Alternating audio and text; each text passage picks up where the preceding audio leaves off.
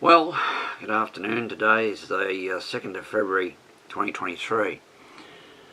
Now, this is a very contentious issue, but I'd like to give my opinion. I haven't got anything written down, no notes or anything like that, no script. I'm going to give a quick outline on why I'm going to vote no in the coming referendum on the so-called voice, and to be in that which is to be inserted into the Constitution and made into law. And people do not understand what the voice actually is, what it entails, in other words. And I'll try to explain that, and I am quite open for anyone to prove me wrong at all, and I'm also open to polite and civil comments and questions and discussion on the subject. What it means is there's going to be, if the yes vote passes, well, later this year, and it'll probably happen this, in other words, the whole thing can't be enacted or activated, shall we say, until sometime into next year. It means there's going to be a selection of about 20. Now, I say about 20 because the Prime Minister, Anthony Albanese, Australian Labor Party, the Prime Minister of Australia, has said, when answering a question on the subject, about 20. So whether it's 20 or there's 24, it doesn't matter. And how those 20 people would be elected or appointed, more likely, to that position, I don't know, and I don't think anyone really knows yet.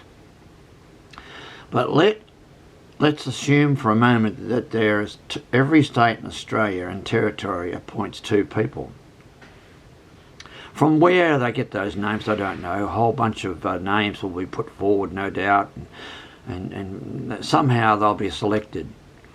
So then you'd have 16 people selected, and you'd have 4 selected by the federal government to make up the 20.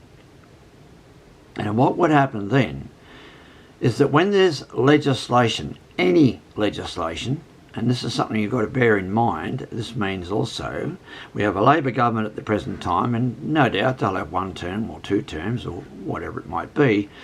And like what's happened for many, many years, the pendulum swings left to right, and we get a coalition government for a period of time, and we get a Labor government, and so forth. So this is not politics as such. But when a legislation is actually passed by the Parliament, that is to say the House of Representatives and the Senate, so that normally, up until now, would have been sent to the Governor-General, who would sign that legislation into law. If the yes vote wins and they set up this so-called voice, firstly, it won't represent all of their Aboriginals and Torres Strait Islanders, because it can't. There are people who are Aboriginal descent who belong to the National Party, or belong to the Liberal Party, or belong to the Labor Party. And their tribes may not get represented at all. There's many, many tribes of Aboriginals or descendants of our people in Australia. Also of contention is it's no point talking about being elected and who is an Aboriginal. Now you think, well, what a cheeky question it is. But no, hang on a minute.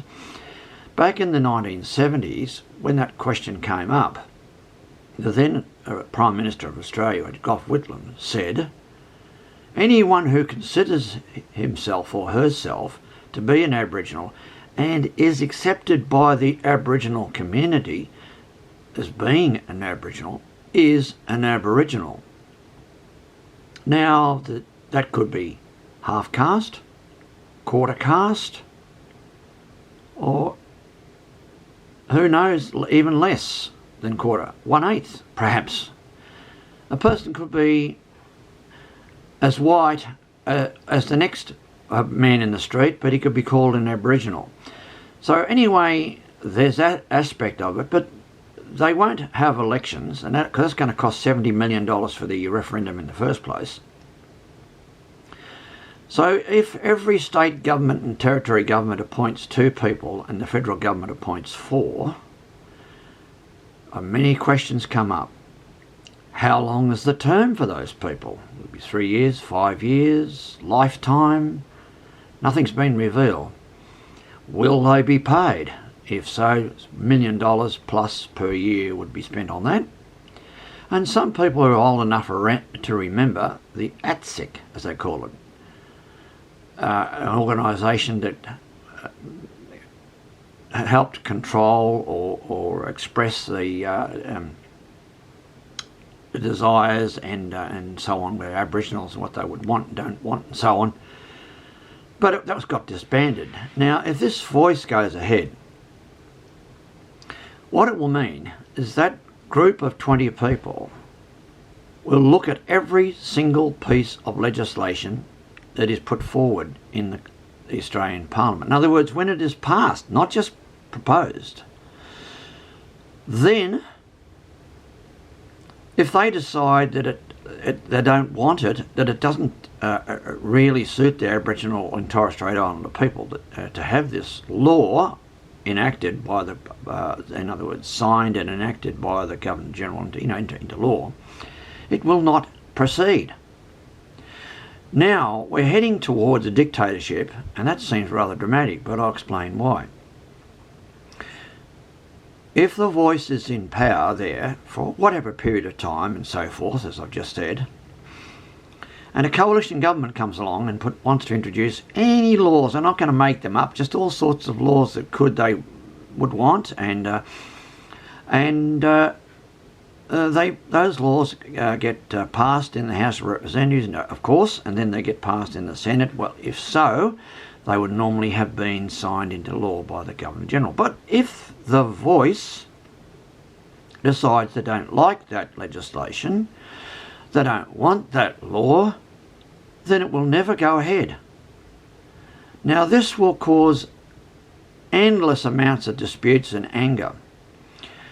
Never mind the fact that if the referendum receives an overwhelming no vote, for example, and I'm going to vote no, and many of my family and friends will, but the point is, if it receives a no vote, there will be anger and despair over that.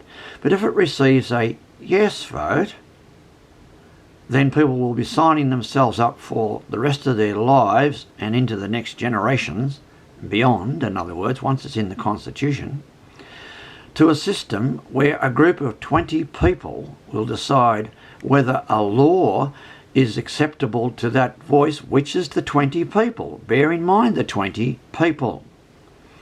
If that is the case, we will never be released from it.